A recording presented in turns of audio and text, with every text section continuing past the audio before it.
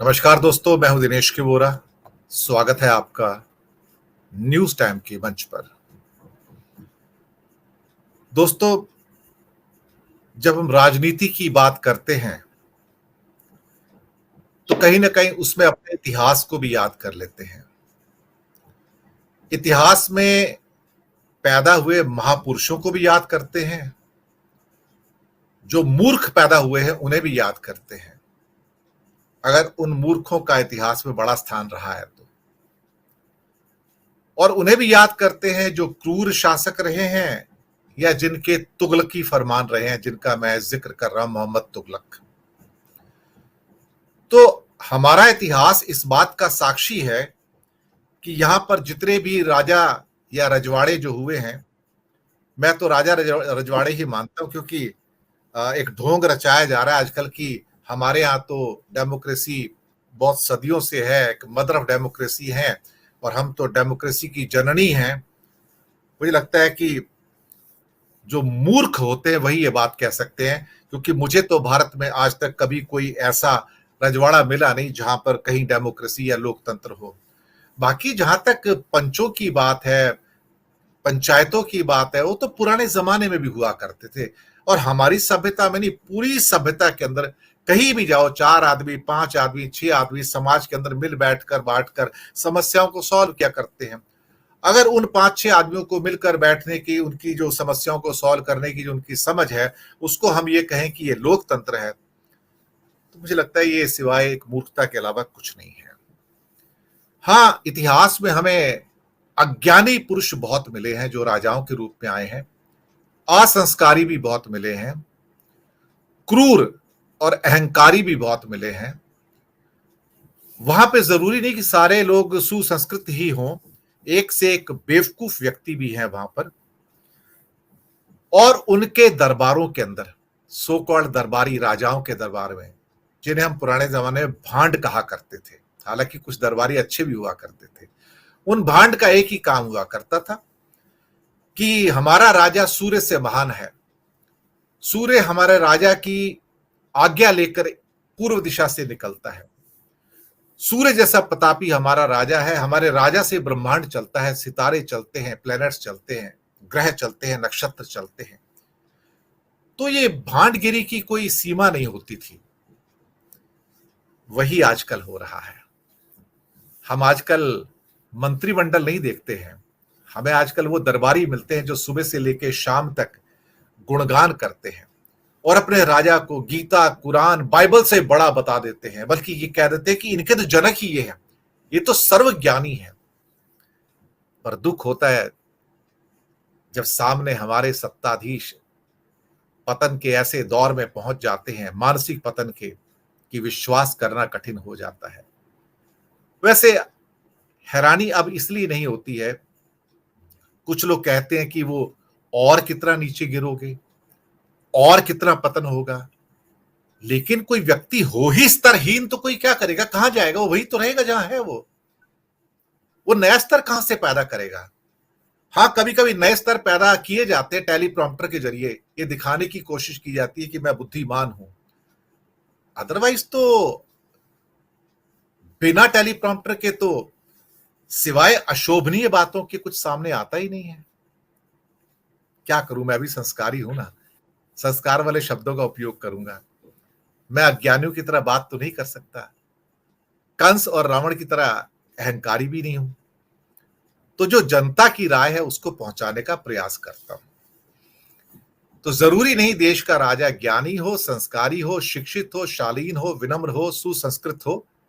इतिहास यही कहता है और इतिहास अपने आप को बार बार दोहराता है। जो हमारे सामने है अब भी वही है। नई नई क्रूरता की मिसालें हैं। अहंकार तो सर चढ़कर बोल रहा है, शालीनता और विनम्रता शायद इस डोमेन के अंदर इस सरकार में ही नहीं है। और जहां तक संस्कार और ज्ञान की बात है, वो इससे कोसों दूर है। दोस्तों, इसी पे चर्चा करेंगे। सभी हमारे दर्शकों का स्वागत, और स्वागत करेंगे हमारे विद्वानों का जो हमारे साथ पैनलिस्ट के रूप में है, प्रोफेसर अखिल स्वामी, डॉक्टर अनिल जैन जी, राजू विलियम साहब। आप तीनों का बहुत बहुत स्वागत है। जय हिंद। प्रोफेसर साहब, आपके पास ही आ जाता हूं पहले। आपसे टिप्पणी ले लेता हूं। राजा बनने के लिए कोई क्वालिफिकेशन नहीं है, ना बीए, ना एमए, ना चौथी पास। ज्ञानी होना भी जरूरी नहीं, संस्कारी होना भी जरूरी नहीं, शिक्षित और शालीन होना जरूरी नहीं, विनम्र होना जरूरी नहीं, सुसंस्कृत होना भी जरूरी नहीं। और हमको इसके विपरीत जो कुछ भी हो सकता है, सब कुछ नजर आ रहा है। The dark age of India is seen here. Professor साहब। ये दिनेश जी जो आपने कहा, देखिए मैं उससे कुछ सहमत हूं, कुछ सहमत नहीं हूं। देखिए, पढ़ा लिखा होना आवश्यक नहीं है, ये मैं मानता हूं, पढ़ा लिखा होना आवश्यक नहीं है, लेकिन जनता की नब्ज को पहचानना, जनता के अलग अलग वर्गों की आवश्यकताओं को समझना, ये आवश्यक है। जैसे आप देखिए, कितने भी एंटरप्रेन्योरशिप में जो लोग सफल हुए, उन्होंने जो अपने बड़े बड़े संस्थान स्थापित किए, जरूरी नहीं कि वो एमबीए थे या पढ़े लिखे थे, लेकिन उनको जनता की नब्ज पता थी। अब सवाल यह है कि जितने भी डिफरेंट सेगमेंट्स हैं, भारत जैसे देश की जो विविधता है, हमारे देश की जो भिन्नता है, जो हमारे देश की हमेशा से स्ट्रेंथ रही थी, आज की तारीख में वो वीकनेस बन गई है।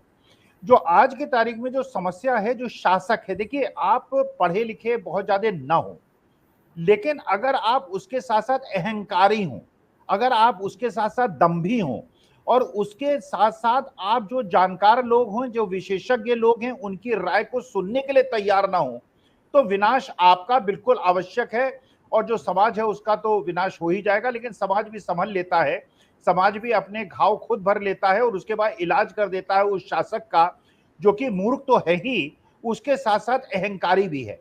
देखिए, हमने जो देखा, जो हम देख रहे हैं, पिछले 3 महीने से देख रहे हैं, आप संवाद करते हैं या तो गुजरातियों से, आप संवाद करते हैं अडानी से, कभी अडानी को साथ ले जाते हैं, कभी अंबानी को साथ ले जाते हैं, कभी आप संवाद करते हैं उन लोगों से जहां पे चुनाव होता है।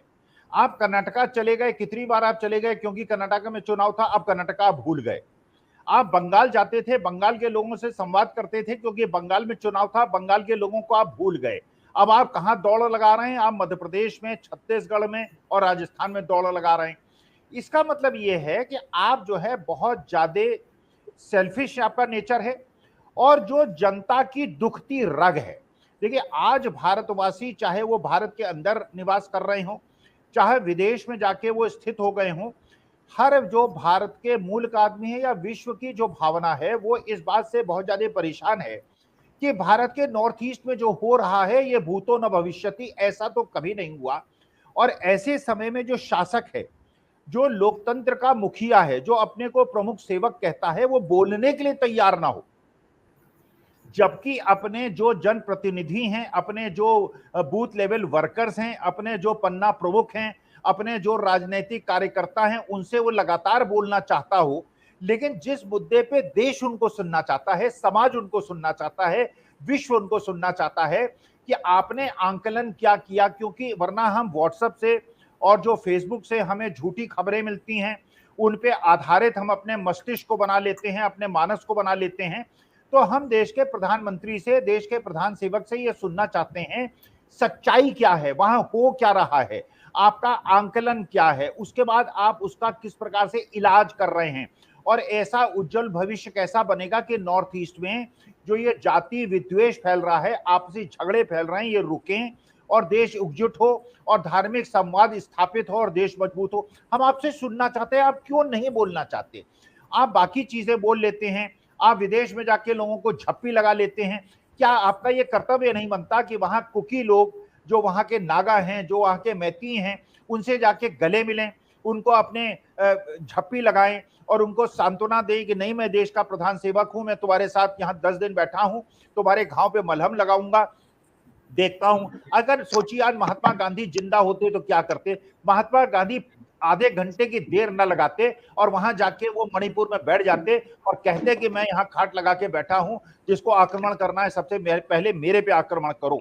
राहुल गांधी वहां चले गए, लोकसभा के सदस्य नहीं है, आप देश के प्रधान सेवक हैं, ना आप जाने को तैयार हैं, ना वहां के लोग जो परेशान हैं, जो 50-60 हजार लोग निर्वासित जीवन अपना जी रहे हैं, जो भूखे प्यासे जी रहे हैं, आपसी द्वेष से परेशान है वहां की महिलाएं और वहां के युवा और वहां की जनता, आप उनसे संवाद नहीं करना चाहते। तो वास्तविकता में कैसे लोकतंत्र को आप स्थापित करना चाहते हैं? आप अपनी मन की बात ही कर लीजिए, इस बार प्रीपोन कर लीजिए। मन की बात में 1 घंटा आप केवल मणिपुर पे, नॉर्थ ईस्ट पे बोल दीजिए। आप देश में आग क्यों लगाना चाहते हैं? देश को बर्बाद क्यों करना चाहते हैं? आप नहीं पढ़े लिखे हैं, कोई पढ़ा लिखा नहीं है, मुझे आवश्यक नहीं है कि आप बहुत ज्यादा पढ़े लिखे हों, लेकिन देश की चिंता तो कीजिए। आप कभी इंडिया को गाली देने लगते हैं। अरे इंडिया से आपकी क्या दुश्मनी है? आप राहुल गांधी से दुश्मनी निकालिए, लोकसभा से आपने उसको निकलवा दिया। संजय सिंह को आपने जो है पूरे सत्र के लिए उनको निष्कासित कर दिया। इंडिया से आपका क्या झगड़ा है? देश से आपका क्या झगड़ा है? भारतीय समाज से आपका झगड़ा क्यों है? आप क्यों राज्यों को लड़ा रहे हैं? क्यों धर्मों को लड़ा रहे हैं? क्यों जातियों को लड़ा रहे हैं? आप क्यों नहीं संवाद स्थापित करते? हमसे क्यों नहीं मुखातिब होते? अपना मुंह क्यों नहीं खोलते? कुछ तो क्यों नहीं बोलते?